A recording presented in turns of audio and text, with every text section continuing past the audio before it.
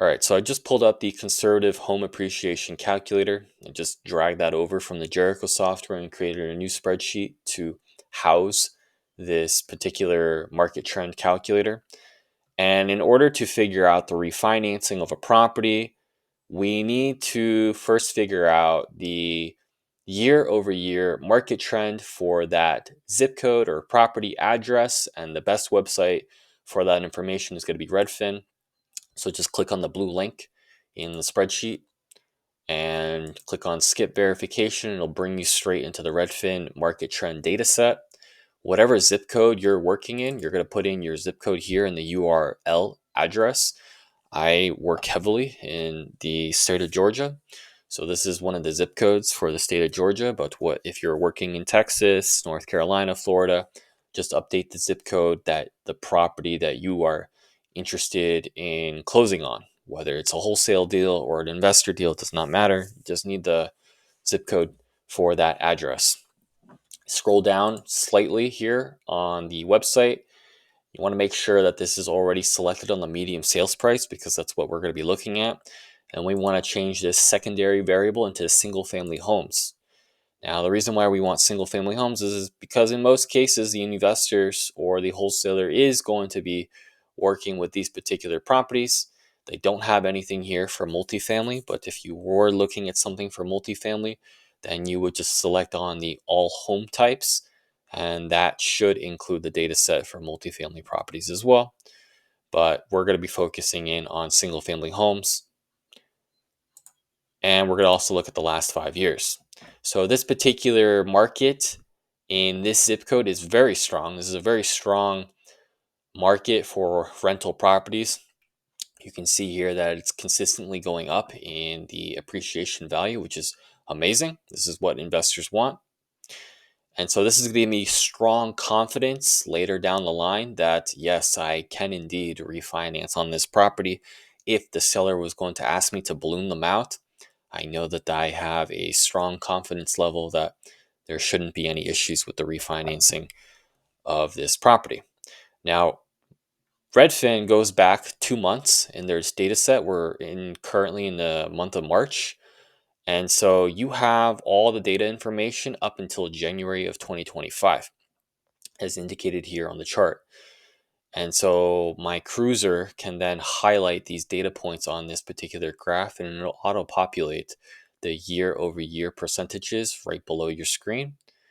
And so we want to be looking at the current month that we intend to close on the property. So if we're closing on March, or let's say you're doing a delayed closing for April, you want to look for that particular month that you are closing on because you need to give a 12-month cycle in the year over year appreciation values for the refinancing. Do not look or input variables into this spreadsheet for the month of January, for example, because we are in March. And if you intend to close in March, then that means you're also going to refinance with the seller or with the agent, likely 3, 4, 5 years down the road in the exact same month, which would be March, which is the month that you had closed on. So it's not helpful to you to be looking at inaccurate data sets from 2 months before if that's not the time frame that you had actually closed on the property. So we're going to look at March of 2024 as we need a full 12-month cycle when we're looking at market trend. And March of 2024, I can see here that the year over year appreciation is 5.37 compared to the month prior. No, the year prior in the same month. The year prior in the same month, the year over year appreciation value for the month of March of 2023 to 2024 went up 5.3%. So I'm going to plug that into here. So it's going to be 5.3%. Oops, that's a 2. 5.3. And we don't have a data set for March of 2025, so I'm going to leave this blank. I'm just going to click the delete button there. And so now we want to look at March of 2023. So let's look at March of 2023, and we see here that it was negative, so negative 1.3. So something happened Something happened in that particular market. There could be so many different factors. We really don't know what specifically happened, but we need to include that data set. Negative 1.3. Now let's look at March of 2022. And I can see here that it's 32.5. So that's 100% going to be an outlier according to the 95% confidence interval, which is being calculated for you here. The confidence interval is set at 95%, meaning that it's pulling the standard deviation in the upper bound and the lower bound, and it's going to indicate to you with a 95% confidence from this data set whether or not you have any type of outliers. Now you can change this yourself to let's say a 90% confidence interval by just changing this to a 1, 0. So it'll be read as 0.10 for a 90% confidence interval, but I prefer 95, but you can change that if you would like. So that's March of 2022, or I think it's actually, did I say 2022 or 2023? Let me look. March of 2022. Okay, so I was right. Let's look at March of 2021. March of 2021 is 13.8, so that seems more reasonable. 13.8.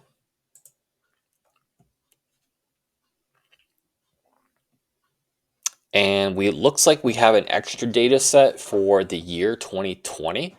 So I'm going to actually include that, and we'll just drag the variable for March 2020. We're going to implement that here. So we don't even have to mess with this column E.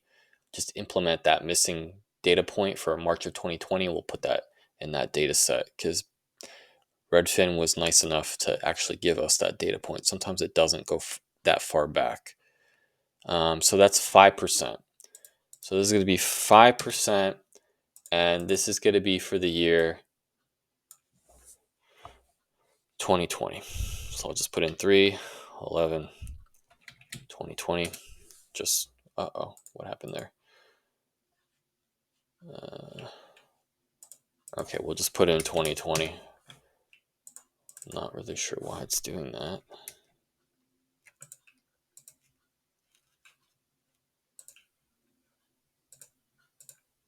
Oh, fixed it. Okay, so that's going to be the year 2020.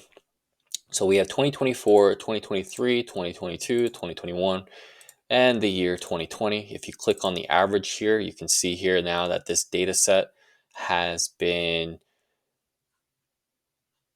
if you click on this data set here, you can see that the entire data set has been selected, regardless of this being slightly out of order. So we have a standard deviation of 13%, confidence interval of 12.78%, which is a year-over-year appreciation. We have an upper bound of 23.84 and a lower bound of negative 1.72. So this one here is clearly an outlier, which means that we should never realistically expect that our property value is going to go up by 30%. So I think that's common sense. I think something just happened in that particular market where there was an exception, and that's why we see such a huge increase. Now we see here that the average is 11.06.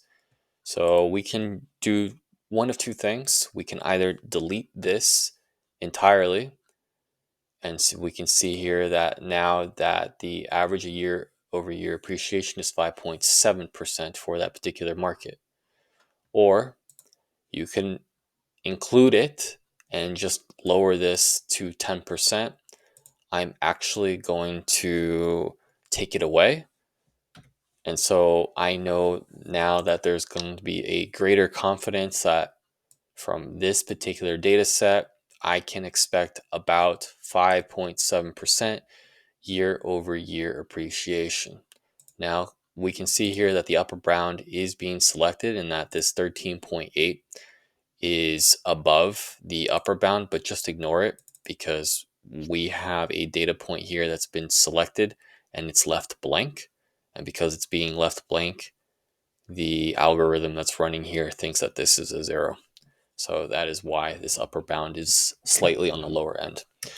So we can just ignore that. So for the average year-over-year appreciation, I'm going to change this 15% to, let's say, 5% year-over-year appreciation.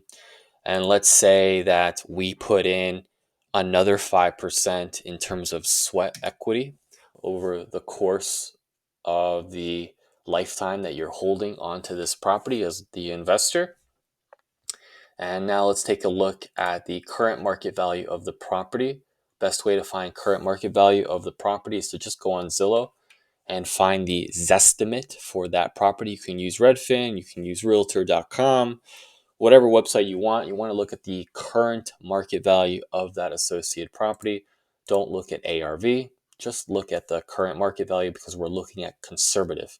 We're not looking at the ARV, and then because we've already included the sweat equity, which is going to bump up the market value, just look at what the property is worth today in its current condition. Since I am in the state of Georgia, most of these properties are going between 300,000 and 350. So I'm just going to stick with 300,000 as the current market value for the property. And let's say we have a refinance on the property. Let's say the seller wants us to refinance after 3 years. And we're going to do a subject to meaning low equity. And the refinancing is super important. When you're dealing with low equity, you have to make sure that you've got enough equity in the deal in order to do some kind of refinance. So if the seller comes back to me and says that they want to do some kind of refinance, we clearly already see that we have an issue because of the negative amount of cash being paid out in the investor's pocket. So I already know with confidence that I don't even need to touch any of these intervals, or not these intervals. I don't have to touch any of these variables as of right now. I just know that the 3 years is not enough time for the property to be refinanced out, considering it's already got a substantially low equity. So let's bump this up to 5 years. And now we can see that the numbers are much, much better. So after 1 year of this property being in our portfolio, it's going to go up it's going to go up $30,000. And then the second year, it's going to go up $345. And then it's going to go up to $360 after the third year, and so on. And so after 5 years, we have a conservative value of $390. Now, how are these calculations being calculated is through a different method than what you might be used to. I think most people are used to just taking the 300,000 and then just adding 5% to it, and then they'll say that, oh, this is going to be the property value after the first year, and then they'll just add another 5% on top of that, and that gets you to the 330.75. We're not doing that, because the longer the terms go out, the greater the market value is going to be inflated. So we want to try and keep this conservative. If I add another 5% to this, we can see here now that it's saying that the market value is going to be 347, but on our conservative calculator here, it's 345. Why is it 345? Well, because of how this is being calculated. So this is the method that most investors and wholesalers use. It's okay if you want to use this method, but you should be looking at a conservative method and not best case scenario. This is the best case scenario. And so if I look here at the second year calculation, what was done, instead of adding the appreciation value off of year one, we're only adding the year over year average appreciation off of the current market value. So that's why there's a distinctive difference in the calculation. This is a more conservative method. And you can simply click on the cells if you're interested in learning how the mathematics was approached. I'm going to go back into the sweat equity, and we're going to change that back to 5%. So you've added 1% of sweat equity over the course year over year. You've added 1% of sweat equity that you've held the property. If you're doing a subject to, and let's say the seller has a 4.5% interest, and they've got a loan amount of, let's say, 275 is the current loan amount when you're closing on the property in March. then this calculator will automatically calculate the principal and interest for this loan amount and based off of that interest rate. So that's going to be your principal and interest. After 5 years, you'll have a remaining balance of 250. So this is being done for you. Now the 70% percentage, that's pretty typical for a refinance, and it's pretty typical for investors. Some lenders want 65% of whatever the current market value of is, the loan to value ratio. Sometimes lenders will give you a 65% percentage. Other lenders might give you more. They might give you 75%. But 70% is pretty average. So that's why this is going to stay at 70% for the investor property. That means they're going to be approved. The investor is going to be approved for a new loan for 273. That's going to be the new loan, which is going to pay off the balance remaining after 5 years. And that means the investor will have a positive, they will be able to positively close out on the property. Now, are they going to net $22,315,000 on the refinance? No, they're not. I'm going to make that clear because you need to pay for the refinancing fees. And it's not something you can include here on the calculator because it might be $3,000, it might be $5,000, it might be $7,000 in refinancing fees. And that's all going to be distinctively different depending on the lender that you're working with for the refinance. But what we're looking for is we just want to make sure that this net payout is above 20 grand. If you're above $20,000 on the net cash that the investor could potentially receive, they're going to comfortably refinance out the subject to loan, and they're going to have some money in their pocket. It might not be the full 22,000, but they'll definitely be positive in the amount of money received, their cash flow from the refinance. They'll be able to roll that into the next deal. So that's how we're calculating the refinance, and this is how I would analyze the deal to make sure that, yes, I can indeed refinance after 5 years. If the seller says they want me to refinance after 3 years, obviously that's not possible. I can't do that. It's too big of a risk. So I hope this helps. If you have any questions, let me know.